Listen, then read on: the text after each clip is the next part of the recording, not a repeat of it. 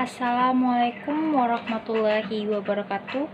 Perkenalkan, saya Putri Dewi Mariani, NIM 19016114, Prodi Pendidikan Bahasa Indonesia. Baiklah, di sini saya akan menjelaskan materi tentang penggolongan kata secara tradisional, mata kuliah Morfologi Bahasa Indonesia. Di sini saya akan menjelaskan 3 bagian. Yang pertama yaitu pengertian penggolongan kata, yang kedua prinsip-prinsip penggolongan kata secara tradisional, dan yang ketiga yaitu perbandingan penggolongan kata secara tradisional menurut para ahli. Baiklah, yang pertama yaitu penggolongan kata. Penggolongan kata merupakan kegiatan membagi dan mengelompokkan kata berdasarkan jenisnya. Penggolongan kata menyederhanakan pemberian struktur bahasa dan merupakan tahapan yang tidak boleh dilalui dalam penyusunan kata bahasa suatu bahasa. Contohnya, kata benda seperti pintu, kursi, sapu, pena. Yang kedua, kata kerja seperti memukul, meninju, dan menendang. Yang ketiga, kata adjektif yaitu seperti sakit, dingin, dan panas. Yang keempat, kata keterangan seperti banyak, sedikit, dan sekarang. Yang kelima yaitu kata ganti seperti saya, kami, kamu. Yang keenam, kata depan seperti di, ke, dari, dan lain-lain. Yang ketujuh yaitu kata sambung seperti tetapi dan sebab. Dan kedelapan yaitu kata suruh seperti ayo. Yang kesembilan yaitu kata sandang seperti sang juara. Baiklah, selanjutnya itu prinsip-prinsip penggolongan kata secara tradisional dibagi atas 4.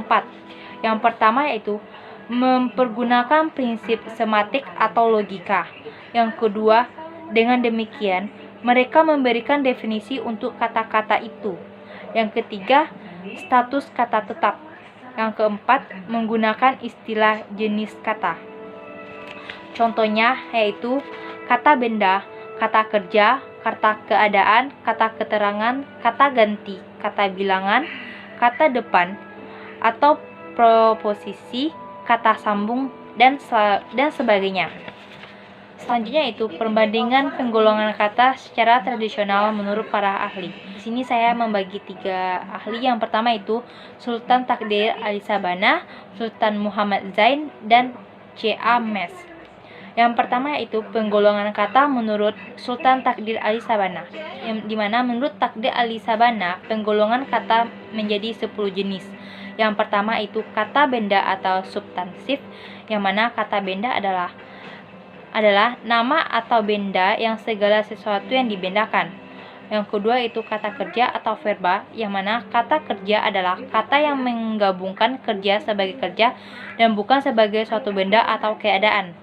Yang ketiga itu kata keadaan atau adjektif, yang mana kata keadaan adalah kata yang memberikan keterangan tentang sikap khusus, watak, dan keadaan benda yang dibendakan. Yang keempat itu kata keterangan atau adverbia, yang mana kata keterangan adalah kata yang memberikan keterangan pada kata kerja atau kata keadaan, peristiwa, kenyataan yang disebut dengan suatu kalimat. Yang kelima itu kata ganti atau pronomina, mana kata ganti adalah kata yang menggantikan benda atau suatu yang dibendakan. Menurut sifatnya, kata ganti dibedakan menjadi 5 jenis, yaitu kata ganti mempunyai, kata ganti petunjuk, kata ganti penghubung, dan kata ganti penyam. Yang keenam itu kata bilangan atau numerilia. Kata bilangan adalah kata-kata yang mengatakan jumlah benda dan menunjukkan tempat suatu benda dalam aturan deretan benda yang lainnya. Yang ketujuh yaitu kata depan. Yang kedelapan kata sambung atau konjungsi.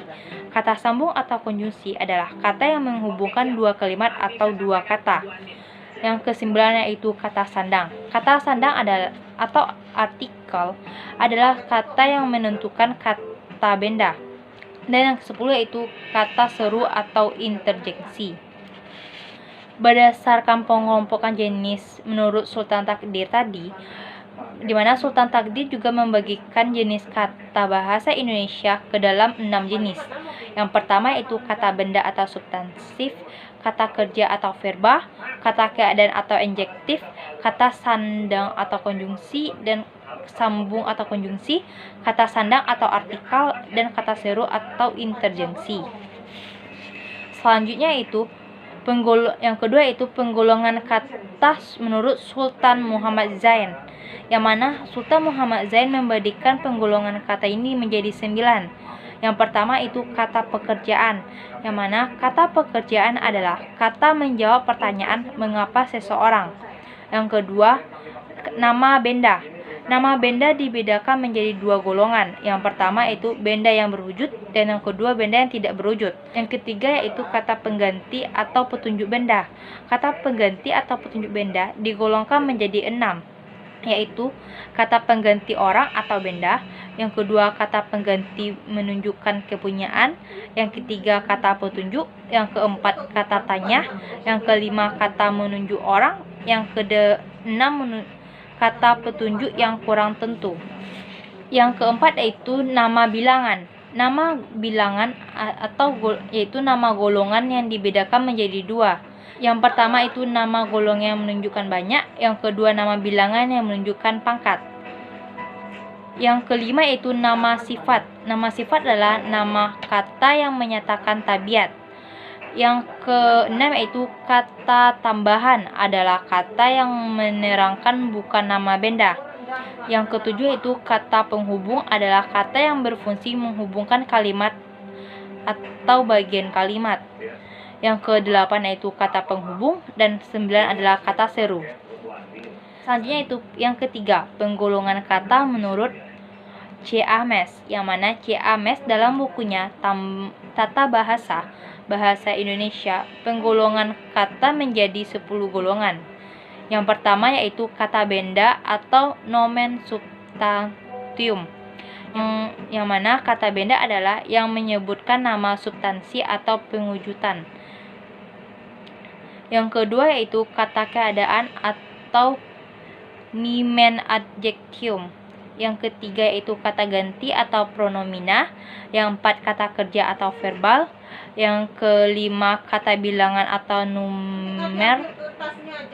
Yang keenam kata sandang atau artikulus. Yang ketujuh kata depan atau preposition. Yang kedelapan yaitu kata keterangan atau adverbium, yang dibedakan menjadi 2, yaitu kata keterangan waktu dan kata keterangan modal. 9 itu kata sambung atau linkation. Yang ke-10 itu kata seru atau interjection, di mana kata seru adalah kata yang menirukan bunyi manusia atau bunyi panggilan atau bunyi yang merupakan bunyi-bunyi seperti bunyi kesakitan atau bunyi lainnya. Sekian yang dapat saya sampaikan. Bila ada kesalahan saya mohon maaf. Wabillahi taufiq wa hidayah. Assalamualaikum warahmatullahi wabarakatuh.